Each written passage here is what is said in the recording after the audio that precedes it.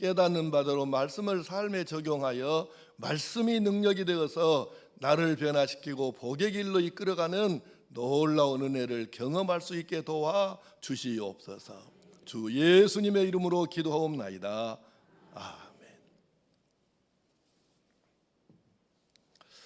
우리가 지금 특별 새벽 기도회를 진행을 하고 있는데, 원래 가을철에 성경 통독 특세를 기획할 때 의도는 이것이었어요. 설교는 없고 그냥 성경을 낭독할 때에 성령께서 역사하시고 또 우리 마음에 감동을 주시면 성경 낭독할 때 나도 이제 눈으로 같이 이제 따라가면서 읽지만은, 그때 하나님이 내게 주시는 그 음성이 말씀을 이 문장이나 단어가 이게 팍 꽂혀서 나도 모르게 아멘 아멘이 나오고, 그렇게 하나님의 말씀을 찾도록 하자. 이것이 원래 가을철 성경 통독 특세를 기획할 때의 의도였습니다. 근데 이제 초신자들은 이게 또 쉽지는 않아요, 그게. 그래서 어쩔 수 없이 내가 설교를 짧게 하기는 하는데, 원래 취지는 그래요. 성경을 읽으면서 뭐 단어가 됐든 문장이 됐든 사건이 됐든 이게 내 마음에 팍 부딪혀서 아멘 아멘 할 때 이게 하나님께서 내게 주신 음성이구나, 이걸 깨닫도록 하자는 거거든요. 그래서 특별 가을철에는 설교가 짧습니다. 뭐 길 때는 10분도 하긴 하는데, 그래서 이제 가능하면 설교를 짧게 하고 안 한 것처럼 짧게 하고 하려고 애를 쓰는데, 그 취지를 이해하시고 새벽에 나오셔서 설교 듣는 것보다는 성경 읽을 때에 하나님께서 내게 주시는 그 말씀을 잘 찾을 수 있기를 바랍니다. 자, 오늘 말씀으로 들어갑니다. 이제 지난 2장에 우리가 마지막에 무슨 말씀을 이제 했냐면, 그게 지금 계속 반복적으로 말씀하지만, 원래 성경이 맨 처음에 기록될 때는 우리가 지금 알고 있는 1장, 2장, 3장, 1절, 2절, 3절 이런 장절이 없었어요. 그러니까 2장과 3장이 떼어져 있는 게 아니고 원래는 지금 붙어 있었다, 구분이 없었다, 그것을 전제로 해야 이게 이해가 지금 잘 될 수 있는 거예요. 그러니까 2장에 우리가 이제 지금은 성경 찾기 쉽게 우리가 편리하도록 하기 위해서 1장, 2장을 해놓으니까 장점도 있는데, 빨리 찾는 건 장점이 있잖아요. 그런데 성경을 맥락을 끊지 않고 이어서 이해하는 데는 이 장절이 문제가 많은 거예요. 하나님이 원래 주신 장절이 아니거든요. 그래서 이런 문제점들도 있으니까 그를 참고로 하시면서, 자, 지난 2장에서 우리가 뭘 말씀했습니까? 몸에다가 하는 할례가 나쁜 건 아니지만, 몸에 하는 할례가 아니고 진짜 할례는 하려면 마음에다 해라. 뭐 누가 의인이냐, 누가 유대인이냐, 율법이 있는 것보다, 우리 율법이 있다, 율법 받았다 자랑하는 것보다 하나님 말씀을, 율법을 실천하고 사는 게 이게 진짜 아니냐. 그러니까 결국은 이 말씀을 기준으로 본다면 유대인이나 이방인이나 차이가 본질적으로 없다, 그 얘기예요. 그러니까 이제 이것은 이방인들이 들을 때는 그럴듯한 말이지만 유대인들이 들을 때는 반발심이 생기는 거예요. 야 임마, 이제 바울 사도를 비롯해서 지금 성경의 로마서를 읽으면 그런 반발적인 얘기들이 군데군데 나와요. 야 이놈아, 아니 그러면 하나님이 우리를 선민, 하나님이 택하신 백성이 우리 민족인데 그것이 그럼 가짜란 말이냐, 하나님이 안 하셨단 말이냐, 이렇게 이제 나오는 거예요. 그러지 않겠어요? 유대인들 입장에서는 아니 하나님이 우리를 선택해 주신 민족인데 그럼 우리는 뭐냐, 아니 이방인이나 우리 다 똑같아, 우리는 뭐냐, 그러면 이렇게 유대인들 입장에서는 이제 반발할 수밖에 없는 거죠. 이거는 이해가 돼요. 그럴 수 있겠다고 인정이 충분히 이해가 돼요. 그래서 바울 사도께서 이제 이렇게 말씀하는 거예요. 오늘 1절에 그런즉 유대인의 나음이 무엇이며 할례의 유익이 무엇이냐, 유익이 없단 말이냐? 아니에요, 있다는 거예요. 그 있다는 말이 뭐 말일까? 2절 범사에 많다. 이게 한 가지가 아니고 한두 가지가 아니고 많다. 여러 분야의 범사에 많은 일들 속에서 그 이점이 많이 있는데 다 그걸 설명하려고 하지 않고 딱 한 가지로 예를 드는 거예요. 그 한 가지가 뭐냐? 그것을 이렇게 말씀합니다. 범사에 많으니 우선은 먼저 첫째는 그 말이에요. 그들이 하나님의 말씀을 맡았음이니라. 하나님의 말씀을 먼저 받은 것이 이게 지금 유대인의 가장 선민이라고 하는 유대인의 가장 큰 이점이고 장점이고 특권이라는 거죠.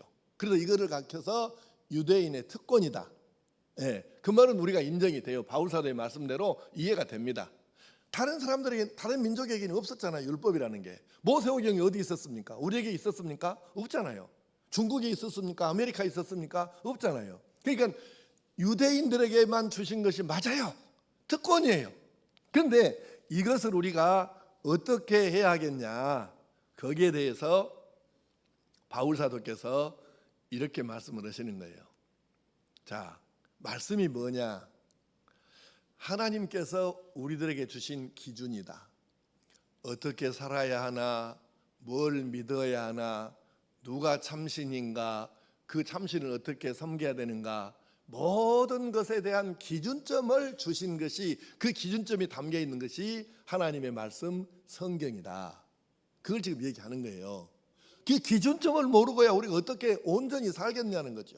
그러니까 가끔 지난번에 잠깐 언급했지만 가끔 우리나라에서 그래요. 어떤 나쁜 놈들이 있는데 법이, 거기에 관한 법이 없어서 벌을 못 준다가네요. 우리가 생각할 때는 웃기는 말이거든요. 근데 그래서 이 법이 없다, 규정이 없다, 질서가 없다, 기준이 없다, 이것은 혼란스러움을 의미하는 거예요. 그래서 우리가 기준점이 뭔가 있어야 된다는 거죠. 그 기준점이 뭐냐? 바로 율법이고 성경이라 그 말이에요. 그냥 성경으로 통일합시다. 성경이라는 거죠. 하나님의 말씀이라는 거예요. 그게 기준점이다.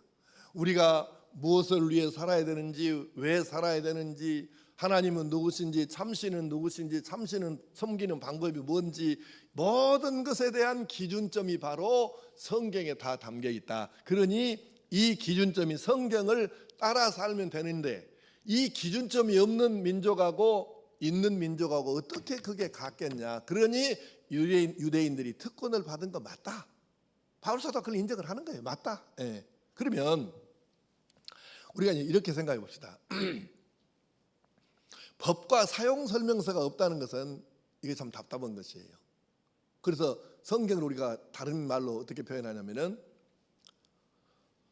이제 좁은 의미입니다. 이게 인간 사용 설명서, 성경을 다른 말로 하면 인간 사용 설명서, 우리가 이렇게 얘기를 해요. 그러면 자, 탁상시계를 샀다 그러면 사용 설명서 사실 탁상시계 볼 필요가 되게 있어요, 없어요?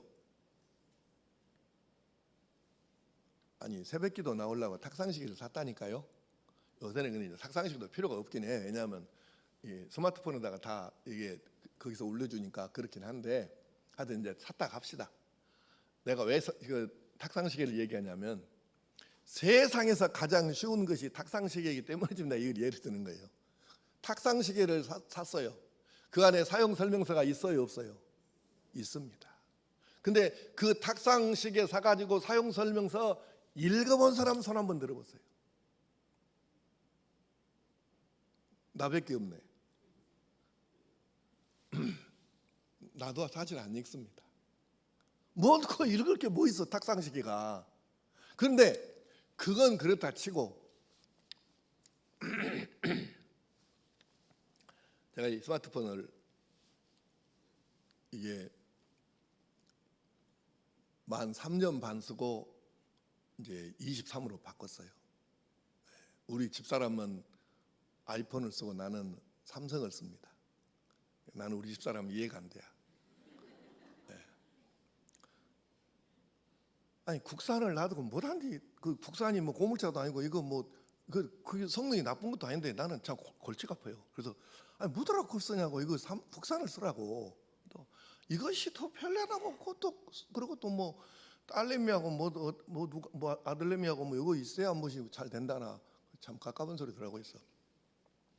어쨌든 이걸 바꿨어. 근데 요즘에 설명서도 안 주더만.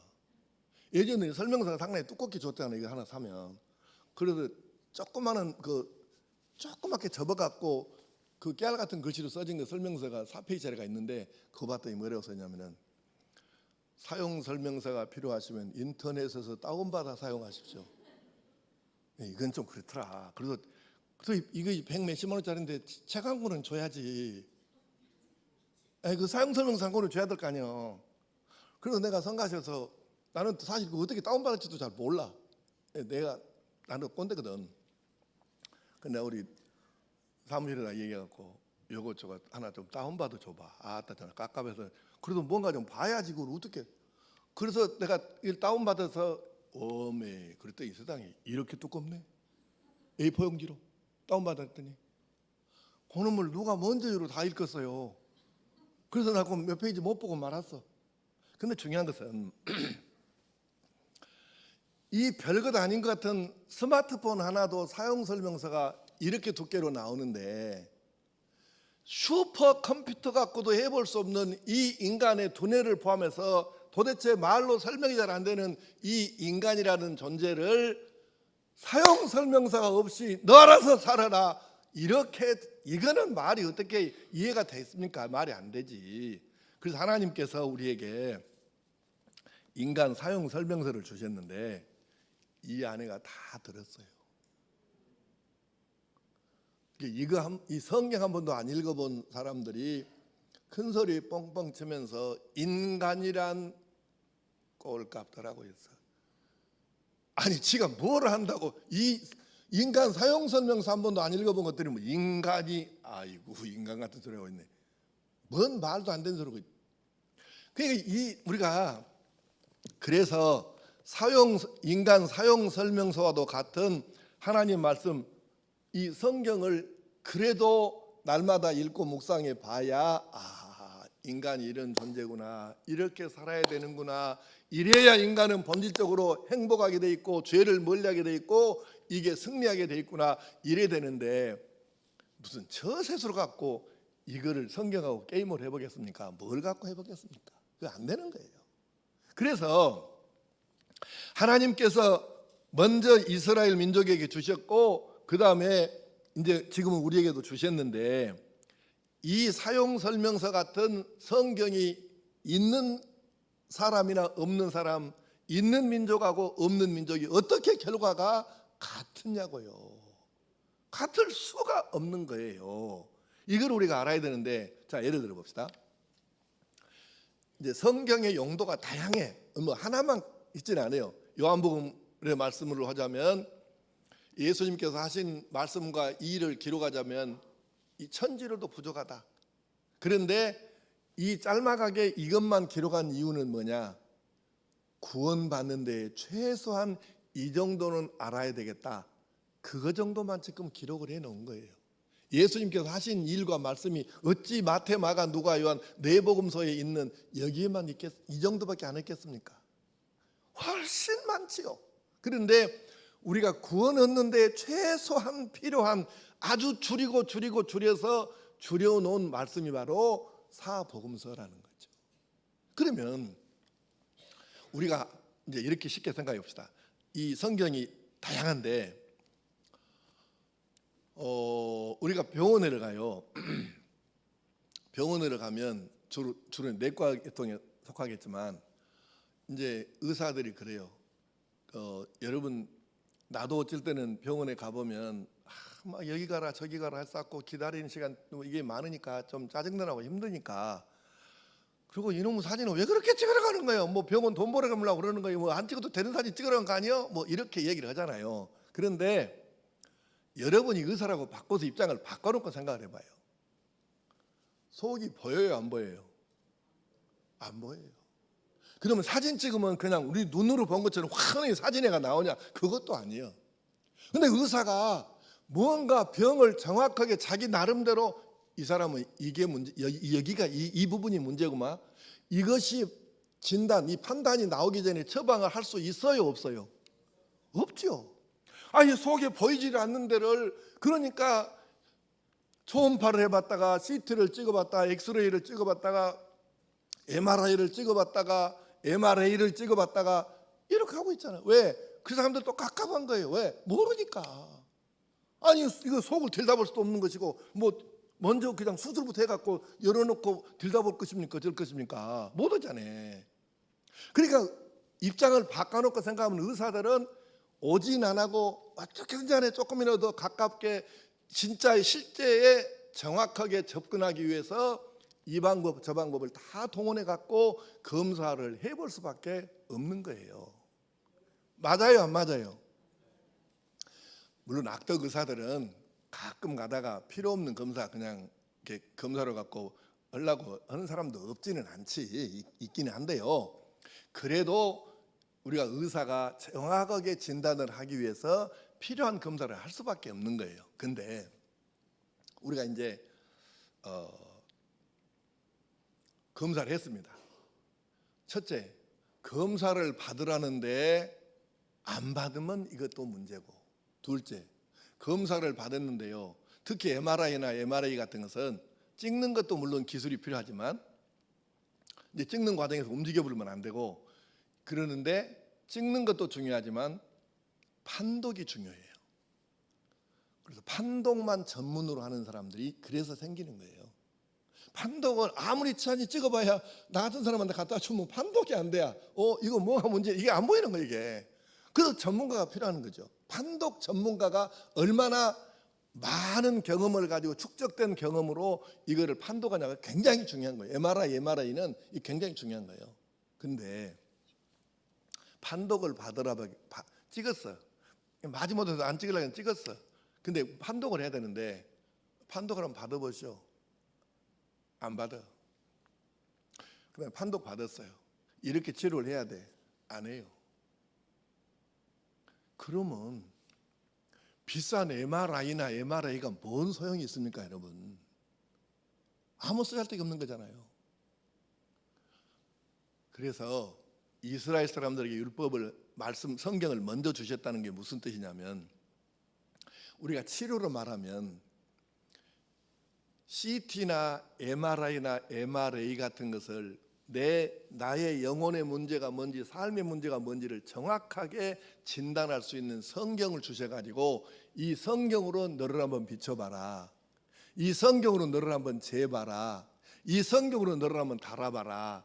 그러면 네 실체가 나온다. 뭐가 문제인지 어디가 문제인지 이게 나온다. 그래서 먼저 주셨는데 이스라엘 민족은 성경을 갖고만 있었지 MRI나 MRA를 설치만 해뒀지 이거를 써먹지를 안 했다 그 말이에요.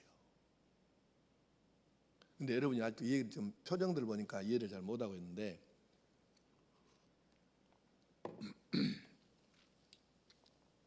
자, 이게 얼마나 큰 복인지를 한번 예를 하나만 더 들어봅시다.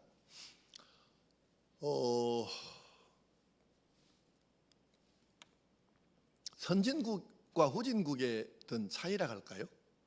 그러면 여러 가지가 있어요, 차이가. 근데 그 중에 대표적인 것 중에 하나가 뭐냐면 의료시설입니다. 후진국에 갈수록 의료시설이 열악해요. MRI나 MRA 같은 이 비싼 기계를 설치를 못해요. 돈 있어야지. 수백억 또는 천억 이상 하는 기계를 그 사람들이 뭔 재주로 그걸 들여봅니까? 그러니까 기껏해야 있는 게 엑스레이 정도인 거예요. 그게 지금 후진국이에요. 우리가 정확한 진단을 위해서 CT다, MRI다, MRA다 이런 어마어마한 비싼 기계들을 갖다가 촬영하고 우리 몸을 조금이라도 더 정확하게 진단해 가지고 어디가 얼만큼 어떻게 아프구나 이거를 진단할 수 있는 게 얼마나 큰 혜택인지를 우리는 되게 모르고 삽니다. 왜? 좋은 나라에 사니까. 그런데 가난한 나라 사람들은 평생에 한 번도 MRI 이런 것을 구경도 못 해보고 죽어요. 그런데 MRA가 심지어는 읍단위까지 MRI가 와서 찍고 있는데 이 정도 되는 게 큰 복인지를 우리나라 사람들은 모르고 삽니다. 가난한 나라 후진국 사람들은 평생에 MRI 아무리 아파도 MRI 한 번을 못 찍어보고 기껏하면 엑스레이 찍고 그렇고 하고 치료를 받는 둥 마는 둥 하다가 죽는다고요. MRI, CT 이게 복입니까? 안 복입니까? 복이지요. 하나님의 말씀이 네 삶이, 네 인생이, 네 영이 이게 문제다, 여기가 막혔다, 이만큼 네가 지금 골마갖고 있다, 이걸 하나님의 말씀이 나를 알려주고 진단해 주는데 이 말씀을 먼저 받은 이스라엘 사람에게 이거는 엄청난 복인 거죠. 오늘날 또 하나님의 말씀이 있는 사람과 없는 사람이 얼마나 차이가 나겠냐고요. 그래서 본질적으로 이스라엘 민족에게 하나님께서 복 주심은 율법을 먼저 주셨다, 엄청난 복인 거죠. 그런데 이스라엘 사람들은 그 복을 주셨는데 이 말씀을 자기한테 비춰보지 않는 거예요. MRI나 MRA를 자기는 안 찍어. 지금은 시방 완전히 영이 말라 비틀어져서 우리가 썩어갖고 좀 돼지게 생겼는데 하나님의 말씀으로 진단 안 합니다. 그놈들이 바리새인들이다. 주둥아리만 살아가지고. 그래서 이스라엘이 오늘 저 모양 저 꼴이에요. 노벨상을 30%를 쓸어가면 뭐답니까? 예수 믿는 사람도 얼마 안 되고 저 진짜 기가 막힌 나라예요. 그러니 그래서 우리가 기억해야 됩니다. 오늘 여러분과 내게 하나님의 말씀이 있다. 그래서 이 하나님의 말씀으로 나를 들여다보고 나를 재어보고 달아보고 내 영적인 상태를 판단하고 내가 어디가 지금 이게 문제가 생겼구만, 이것을 하나님의 말씀으로 나를 비추어서 사진 찍듯이 이게 영상 찍듯이 해서 나를 비춰보고 내 문제점을 파악하고 회개하고 하나님 앞에서 고치고 잘라가면서 내가 바로 설 수 있다고 하는 것이 얼마나 큰 복인지, 말씀이 내게 주어졌다는 것이 얼마나 큰 은혜고 복인지를 깨달으시기를 축복합니다. 지금 그 얘기예요. 바울 사도께서 유대인에게 복이 있지, 특권이 있지, 이 말씀을 먼저 주시다는 게 얼마나 큰 복이고 얼마나 큰 특권이냐. 맞다. 두 번째, 유대인의 죄에 대해서 말씀합니다. 이제 그런데 그동안도 누누이 말씀드렸듯이 아주 보수적인 학자들은 전체 현재 지금입니다. 지금 2000년대에 이스라엘 민족 유대인 가운데 예수 영접한 사람 숫자를 보수적인 학자는 2%를 보고 아주 티밥티드게 엄청 세게 본 사람은 한 6%를 봐요. 그런데 지난번에 말씀드렸죠. 내가 생각할 때는 한 3, 4% 되지 않겠나 싶다. 나도 정확한 그 데이터를 정확히 갖고 있지는 않고 학자들이 발표한 거를 쭉 점검을 하면서 비교를 해보니까 이 정도 같은데 이런 추측이 드는 거예요. 그게 3, 4% 선이에요. 그럼 이스라엘 사람들은 100명 중에 예수 믿은 사람이 3명 아니면 4명이라는 얘기예요. 어떻게 이것을 복이라고 하겠어요? 저주인 거지 그거는. 근데 기억하십시오. 우리가 얼마 안 있으면 이 저주의 대상이 되는 거예요, 우리나라가. 여러분 요즘 대학생들요, 이거 말씀하기가 나도 무섭습니다. 근데 요즘 우리나라 대학생들이요, 예수 믿는 대학생이 3%입니다. 100명에 3명입니다. 이게 저주가 아니면 뭐가 저주죠? 우리 20년, 30년 전에 청년들, 대학생들, 젊은이들이 예수 믿는 사람 숫자가 얼마인지 기억나십니까? 앞으로요, 내가 어저께 그저께 지금 책도 몇 권 보고 몇 가지 자료를 이렇게 구해서 봤는데 2035년 정도에는 이렇게 가면 우리나라가 청년들 말고 전 국민의 예수 믿는 사람 숫자가 10%대로 떨어지는 거예요. 그러면 5천만 명으로 가정합시다. 10%면 500만 명입니다. 이게요, 여러분은 그렇게 심각하게 안 느껴지는가 모르겠는데 이거는 정말 가다가 넘어질 만큼 충격적인 얘기예요. 실제로 2035년에 가갖고 예수 믿는 사람 숫자가 전 국민의 10% 미만으로 떨어지면 그 자체가 저주인 거예요. 심각한 거예요. 그런데 그 유대인들이 뭐라고 하냐면, 그래 존심은 살아가지고 야 그래서 너희들 말이야, 이제 이방인들이 하는 말이요, 우리 공헌을 인정을 해야 돼. 우리가 예수가 메시아라고 인정을 안 했으니까 결국 너희들이 예수를 믿은 거 아니냐. 그리고 우리가 율법을 잘 안 지켰으니까 하나님이 예수를 보내갖고 너희들한테 믿게 했지 않냐. 그러니까 우리 때문이 아니었으면 너희들은 지금 예수도 못 믿고 구원도 못 받아. 그러니까 너희들은 우리 때문에 이렇게 예수 믿고 그랬으니까 너희들은 우리 공의라고 인정을 해야 돼. 지금 오늘 함께 읽은 로마서 3장 이제 그 후에 중간 이후로 나오는 말씀이 그 뜻이에요. 풀어서 지금 말씀을 하는 거예요. 우리가 아니었으면 너희들한테 갔겠어 이게. 그러니까 유대인들이 지그들 공의라네. 이런 정신 나가는 소리가 어디 있어요. 이게 마치 이런 거예요. 내가 목사하면서 많이 들었던 질문 가운데 하나가 이런 질문이었어요. 특히 아주 머리만 굴리고 사는 까딱시러는 사람들이 있잖아요.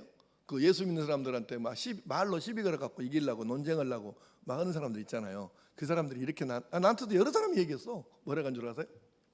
목사님, 가룟 유다는 교회에서 굉장히 숭배를 받아야 될 사람 아닙니까? 왜요? 아니 가룟 유다가 예수님 팔았으니까 예수님이 십자가에 못 박혀 죽으셨지.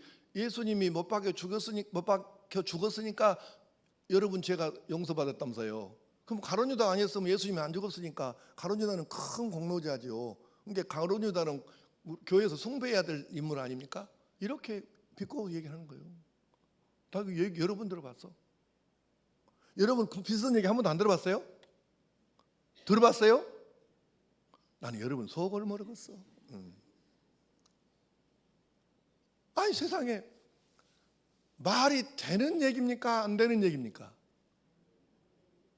이런 얘기하고 똑같은 얘기예요. 요셉이 종리 대신이 됐어. 그래 어느 날 보니까 곡식사로 온 인간들 보니까 며칠 형놈들이 거가 있네. 이 줄 서 갖고 있는데 보니까 형놈들이 줄을 서 있는 거예요. 너희는 죽었어. 이래갖고 잡아다가 족쳐야 되는데 요셉이 그래 안 하는 거예요. 그래 어쨌든 마지막에 이제 이렇게 서로 얼굴을 알아봤고 이제 막 부둥켜 안고 울었잖아요. 그때 요셉의 형들이 얼마나 멋쩍겠습니까? 오메 우리는 다 죽었다.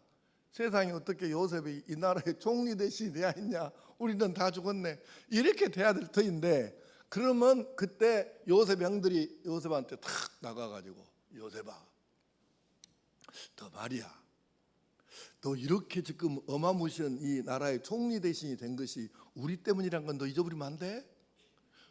우리가 안 팔았으면 네가 어떻게 가서 총리가 됐겠냐. 우리 덕이란 건 절대 잊어보면 안 된다. 이렇게 말하면 그게 말이 되는 거예요 안 되는 거예요? 그러니까 유대인들이 하는 말이 이런 말들하고 똑같은 거예요 이게.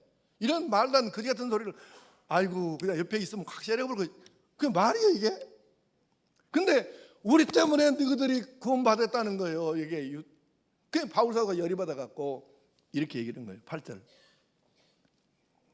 또는 그러면 선을 이루기 위하여 악을 행하자 하지 않겠느냐. 어떤 이들이 이렇게 비방하여 우리가 이런 말을 한다고 하니 그들은 정죄받는 것이 마땅하니라. 정죄받는 것이 마땅하다. 이렇게 이런 자에 딱 잘라서 바울사도가 선언을 하는 거예요. 그놈 새끼들은 정죄, 심판, 정죄란 말은 심판이란 말이에요. 심판 받는 것이 맞다. 이렇게 딱 더 말 못하게 딱 잘라버리는 거예요. 여러분 우리 기억해야 합니다. 말쟁이들 말에 빠지면 안 돼요. 내가요 어렸을 때부터 아주 듣기 싫은 말 중에 하나가 뭐냐면 교회댕인 놈들 말쟁이들. 근데 이 말이 그렇게 나는 지금도 듣기가 싫어요. 예전에도 그랬어요. 우리 시골에서 왜 그랬던가 모르겠어요. 근데 그 교회댕인 사람들을 동네 사람들이 말쟁이 그래갖고 난 너무 그것이 기분 나빴어. 내가 저들한테 설교한 적도 없고 뭔 말을 어떻게 했다고 말인지 모르겠는데 하여튼 교인들은 말쟁이라는 거예요. 이 말이 뭔 말이에요? 삶은 없고 이것만 살았다는 얘기잖아요. 입만 갖고 산다는 얘기잖아요. 이런 웃기는 얘기가 어디 있어요? 그러니까 예수를 가장 잘 못 믿는 대표적인 사례가 뭐냐면 한국에서 교인 이코르 말쟁이. 이게 예수를 아주 잘 못 믿는 증거라는 거예요. 그게 대표적인 것입니다. 이게 우리는 말은 안 해도, 말은 더듬거나 말은 못해도 삶이 하나님의 말씀을 따라서 부족하지만 그래도 힘써서 말씀대로 살려고 발버둥을 치고 몸부림을 치고 애를 쓰고 그렇게 사는 존재가, 그것이 그리스도인이요 하나님의 아들 딸이 돼야 한다 그 말이에요. 말쟁이가 아니고.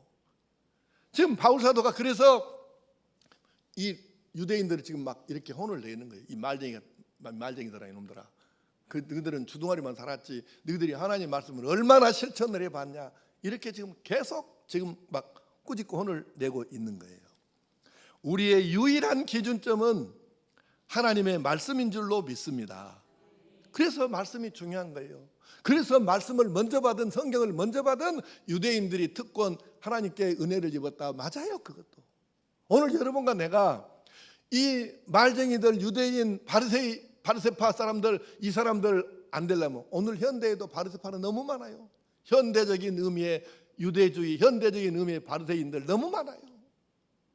우리가 여기서 벗어나려면 하나님이 내게 말씀을 주셨구나, 기준점을 주셨구나, 그게 바로 성경이구나, 이걸 깨닫고 성경을 더 많이 읽고 묵상하고 내 것으로 만들어서 어떻게든지 하나라도 더 실천하고 적용해서 그때 비로소 내가 적용할 때 말씀이 능력이 돼갖고 놀라운 일이 생기는데, 바로 이것이 날마다 우리 삶 속에서 일어나야 된다 그 말이에요.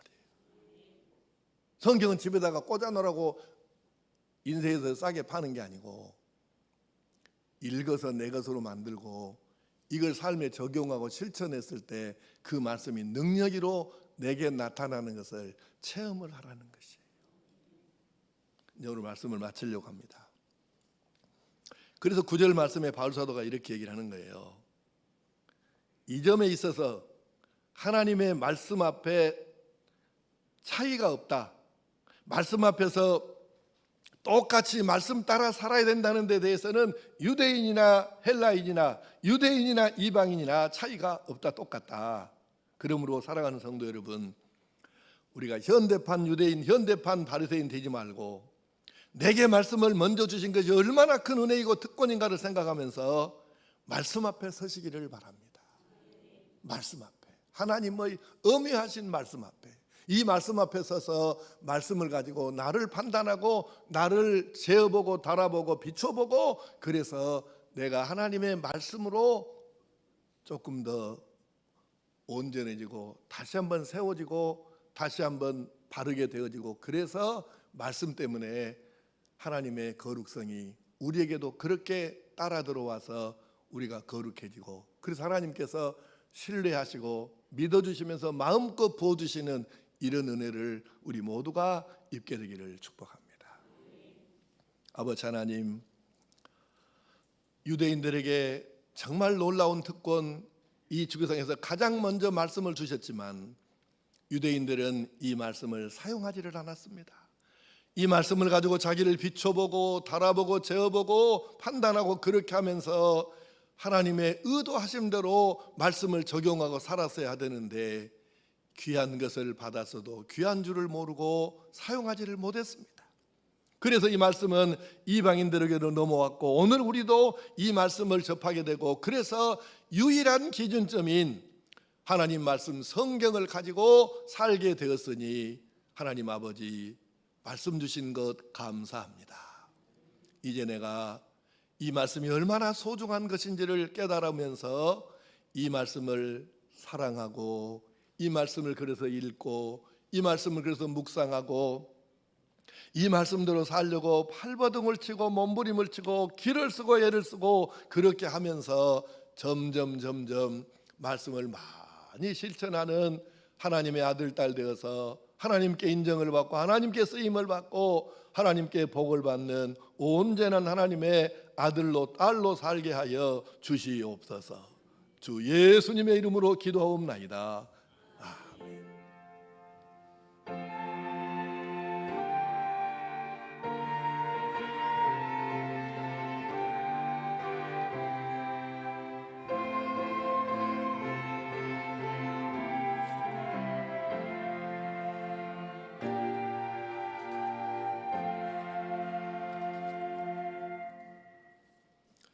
결단의 찬양 찬송가 305장 1절 4절 합창하겠습니다.